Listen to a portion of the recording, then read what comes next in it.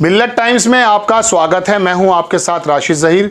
दर्शकों, कर्नाटक के बारे में पूरे देश की निगाह, वहां के एग्जिट पोल आ गए, आपको मालूम पड़ चुके हैं। लेकिन कर्नाटक में कांग्रेस को जो जीत के बारे में बताया जा रहा है, उसके अहम वजह क्या रही हैं, क्या वजूहात रही हैं, इस एपिसोड में आपके सामने वो रखने के लिए हाजिर हुआ।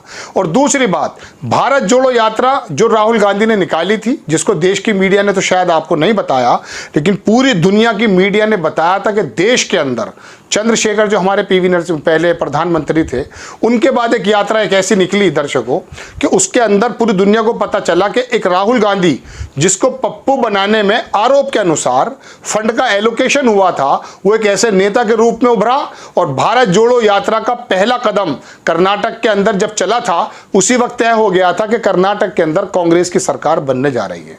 और जो वहां के बेसिक मुद्दे हैं वो भी मैं आपको बताऊंगा, लेकिन सबसे पहले आपकी स्क्रीन पर तमाम जो सर्वेज हैं, जो एग्जिट पोल आए हैं, उसे देख लीजिएगा दर्शकों आपकी स्क्रीन पर। एबीपी न्यूज़ वोटर, हालांकि किस मन से इन लोगों ने दिया होगा ये तो आप जान ही सकते हैं।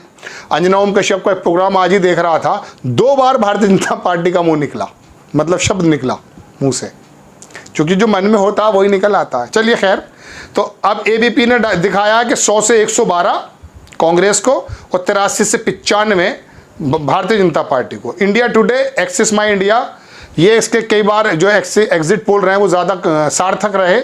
इन्होंने 122 से लेकर 140 तक कांग्रेस को दिखाया है और 62 से 80 भारतीय जनता पार्टी को। इंडिया टीवी ने दिखाया 110 से 120, भारतीय जनता पार्टी 80 से 90। इंडिया न्यूज़ 24 का जो चाणक्य है उसने 120 के बार बताया है और बीजेपी को 92 बताया है।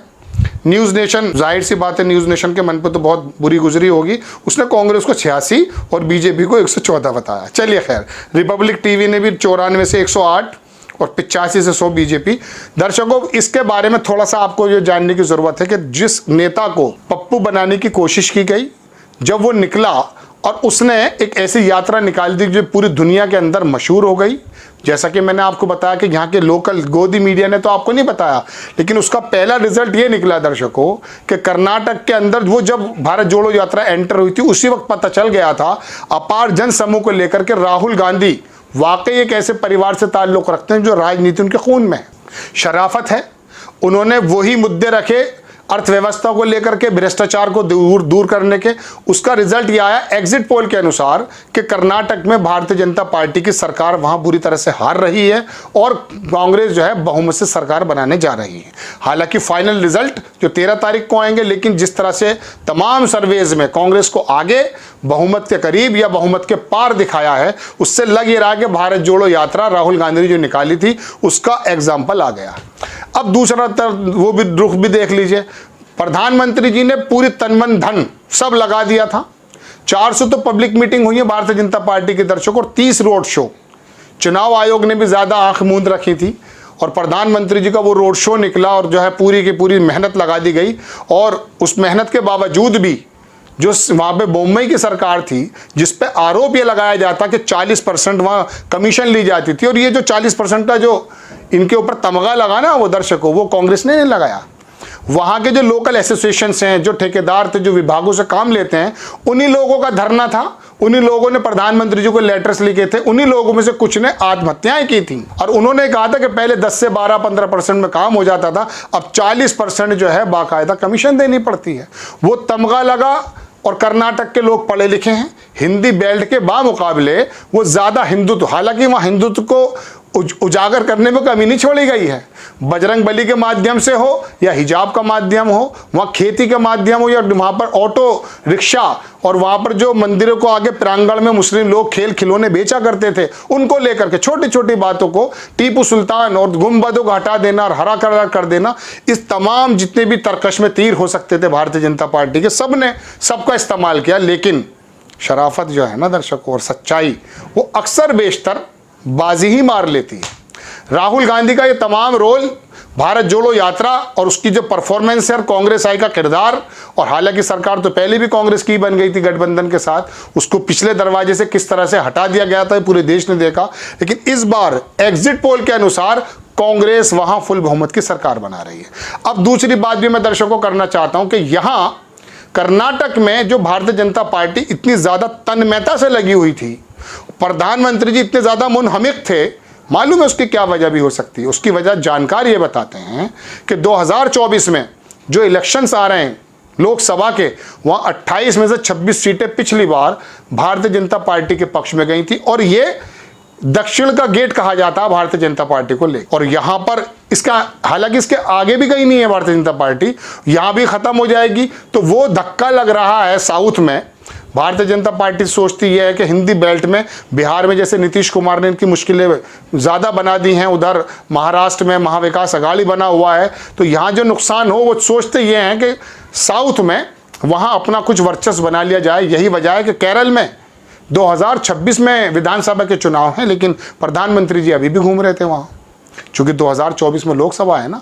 केरला स्टोरी के माध्यम से किसी तरह से हिंदुत्व पैदा कर दिया जाए, ये लोगों का आरोप है, हमारा अपना कोई आकलन नहीं है। हम तो सिर्फ लोगों की बात आपको जमा करके बताना है। तो कर्नाटक के तमाम एग्जिट पोल में दर्शकों भारतीय जनता पार्टी को करारी हार मिलते हुए राहुल गांधी की परफॉर्मेंस और वहां के लोकल नेताओं की भी, और वहाँ की जी मैं थोड़ा सा आपको रीजन के हिसाब से बता दूं कि ओल्ड मैसूर, वहाँ जहाँ जेडीएस का ज़्यादा ताल्लुक था, मुस्लिम वोट 70% के करीब कांग्रेस को चली गई है। अब आप चले आइए कि जो वहाँ महाराष्ट्र, बॉम्बे, कर्नाटक जो साइड है, वहाँ पर भारतीय जनता पार्टी का ज़्यादा दखल था, लेकिन वहाँ पर भी दलित समाज ज़्यादा है, ईसाई समाज ज़्यादा, और वहाँ पर मराठा लोगों के बारे में तो बताया जाता कि ज़्यादा वोट नहीं खिसका, लेकिन वहाँ पर भी कांग्रेस ने ज़बरदस्त सेंधमारी की है।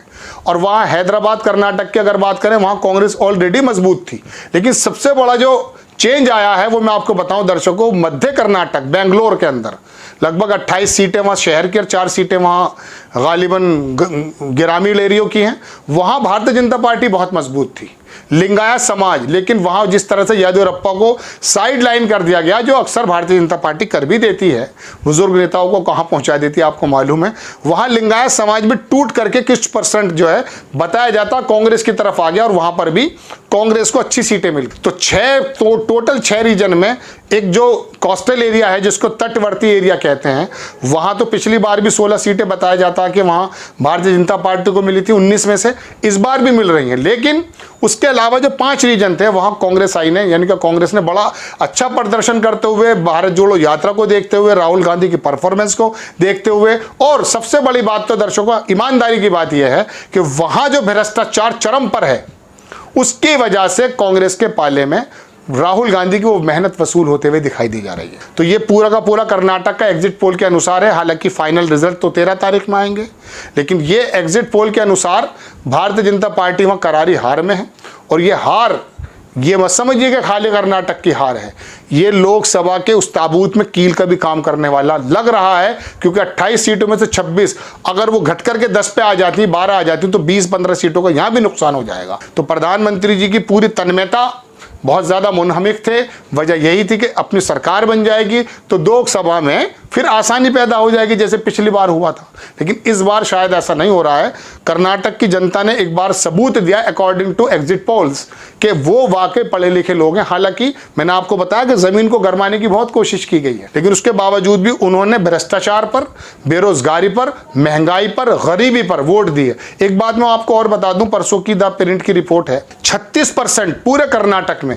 कर्नाटक जो है दर्शकों मैं आपको बता दूं, देश में दूसरे नंबर की जो अर्थव्यवस्था का जो मामला है ना, जो दिया जाता है राजस्व, वो कर्नाटक देता महाराष्ट्र के बाद। लेकिन अगर बेंगलोर को हटा दिया जाए तो वहां की अर्थव्यवस्था में जो जीडीपी, स्टेट जीडीपी, वहां 36% की श्रिंक हो जाता है, क्योंकि सारा का सारा पैसा जो भी कुछ लगता है वो बेंगलोर रीजन में लगता है, जो वहां शहरी एरिया है। बाकी तमाम एरिया में कर्नाटक में बेइंतहा गरीबी है, बेरोजगारी है। ये रिपोर्ट कह रही है, हम नहीं कह रहे हैं।